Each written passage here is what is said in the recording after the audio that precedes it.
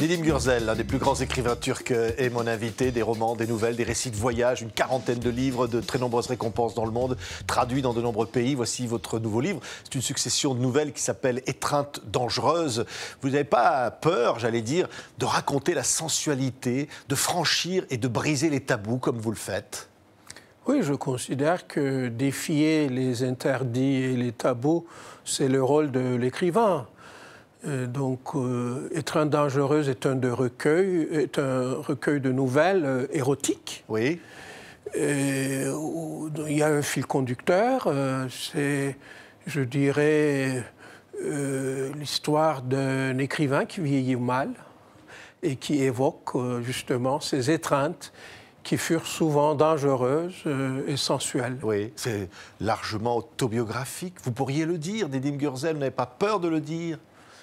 Non, je dirais qu'il y a des éléments autobiographiques dans ce livre, mais il ne faut pas oublier qu'il s'agit d'un recueil de nouvelles, donc de la fiction. Oui, érotique, je disais, des tabous que vous brisez. Vous parlez de sensualité, de sexualité. Oui, je crois que la sexualité est une dimension très importante, le libido est une dimension très importante de l'être humain. Et il faut en parler sans tabou et sans préjugés et sans peur. Oui, sans peur, parce qu'évidemment, on se dit, est-ce que l'on peut publier ça en Turquie aujourd'hui, votre pays? Oui, malheureusement, la Turquie évolue mal sur ce plan. La Turquie d'Erdogan devient de plus en plus conservatrice. Mais le livre est paru en Turquie et pour le moment, il n'y a pas eu de problème, mais sa publicité a été interdite. Oui, vous avez eu souvent des ennuis. On se souvient des filles d'Allah. Vous avez même été poursuivi en justice. Vous avez presque été en prison. Vous avez été accusé de blasphème. Rien ne vous fait peur, Nedim Gürsel? Écoutez, il faut continuer à écrire si on a peur. S'il y a ce mécanisme d'autocensure qui s'installe, c'est très mauvais signe pour la liberté d'expression. Et sans cette liberté-là, il n'y a pas de création. Et la liberté, là, c'est de raconter la femme, de raconter cet amour entre des hommes et des femmes qui s'expriment. Oui, j'ai mis en exergue un vers de Walt Whitman qui dit « Sex contains all ». Le sexe contient tout, englobe tout. J'adhère entièrement à cette idée-là.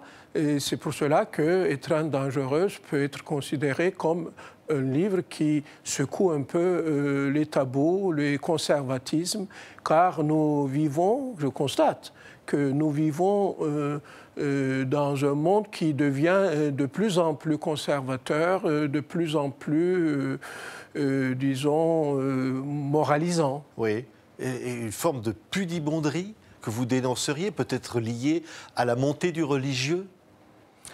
Il y a de cela dans ce livre, notamment une nouvelle qui s'intitule « Une saison au paradis », avec un clin d'œil à Rimbaud, qui lui a écrit « Une saison en enfer ». Et dans cette nouvelle, par exemple, il y a une sorte de parodie du paradis musulman tel qu'il est décrit dans le Coran. Mais il faut prendre ces textes, disons, un peu à la légère. La littérature peut se permettre. Et si ça ne plaît pas à tout le monde, ils n'ont qu'à ne pas lire ce livre. Oui. Pourquoi? Parce qu'il faut dire l'amour, il faut dire ça, il faut employer ces mots, il faut parler de ça. Il faut dire l'amour, il faut le chanter. Ça a été le cas des poètes tout au long de l'histoire, enfin le cas des écrivains. Mais il faut aussi dire la sexualité, il faut parler du désir, car la sexualité, encore une fois, fait partie intégrante de la vie de l'homme et de la société. Oui, et ça n'est pas, j'allais dire, contradictoire à la religion? Mais par exemple, évidemment, la religion musulmane, en l'occurrence, dominante en Turquie. Il faut dire qu'en Orient, il y a eu quand même une tradition littéraire qui a chanté aussi les plaisirs et la sensualité. Par exemple, dans Mille et une nuits, on peut trouver des récits très sensuels, mais les religions, oui, interdisent, disons, qu'on parle librement du désir. Oui. Vous trouvez qu'en Turquie, aujourd'hui, il y a un recul de la liberté des mœurs, notamment à Istanbul, qui est une ville que vous aimez tant? Oui, et je le déplore. Il y a une régression sur ce plan en Turquie, mais heureusement qu'il y a encore des écrivains, des poètes, des gens qui veulent s'exprimer en toute liberté, même s'ils rencontrent quelques difficultés en ce moment. Oui, difficultés qui peuvent aller jusqu'à la prison. Il y a aujourd'hui de nombreux journalistes qui sont emprisonnés, parfois même des écrivains. Oui, un écrivain comme Ahmet Altan, par exemple, un grand écrivain, des journalistes comme Nazlı Ilıcak, je peux citer d'autres noms, Şahin Alpay.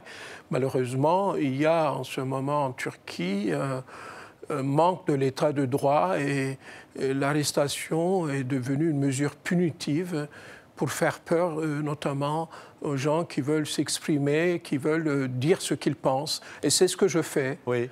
Parce que si on ne le fait pas, on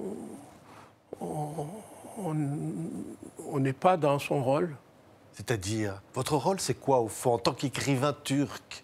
Votre rôle, c'est de dire qu'il faut Mon rôle maintenir... est de dire toujours ce que je pense, et c'est ce que je suis en train de faire avec vous, et c'est ce que je fais dans les chaînes d'information quand je suis sollicité pour parler de la Turquie ou de mon travail d'écrivain.